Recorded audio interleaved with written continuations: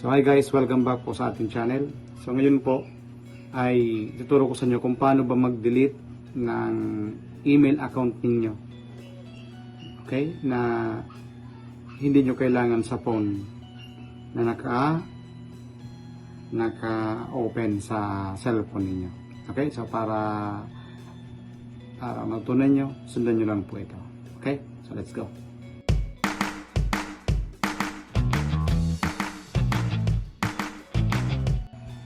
Okay guys, so para i-delete yon, punta tayo sa Gmail po ng phone na i-delete natin. So yan.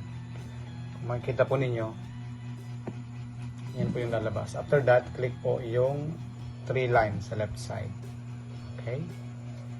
Then, ang gagawin natin is scroll down. Okay? So click po natin yung settings. Yan. Kung makikita po ninyo, yan po yung mga email. So, kung gusto mong mag-delete dyan, halimbawa, i-delete natin yung isa. So, yan. Yan po yung lalabas. Okay? Katapos nyan, click mo po yung 3 dots sa right side. Ayun. Tapos, pagka-click mo po, i-click mo po yung manage accounts. Ayan. Then, pagka-click mo po, ayan na siya.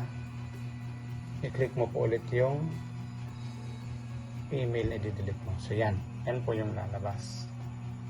Then, click mo po yung remove account. Ayan.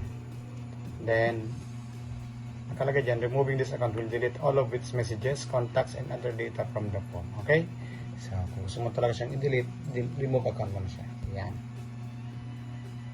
Okay? So, syempre po, hihingin yung PIN natin kapag nag-open tayo ng ating cellphone. So, type na po yung PIN ninyo.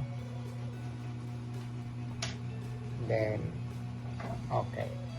So, yun. I-back natin kung nandyan pa. Tingnan natin. So,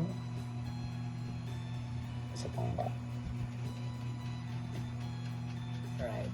Tingnan natin ha. Back natin kung nandyan pa ba yung ayan guys. So, wala na siya. So, ganun lamang pong pag-delete ng email na hindi nyo na po kailangan sa phone ninyo. Okay? So, sana po nakatulong. Thank you and God bless.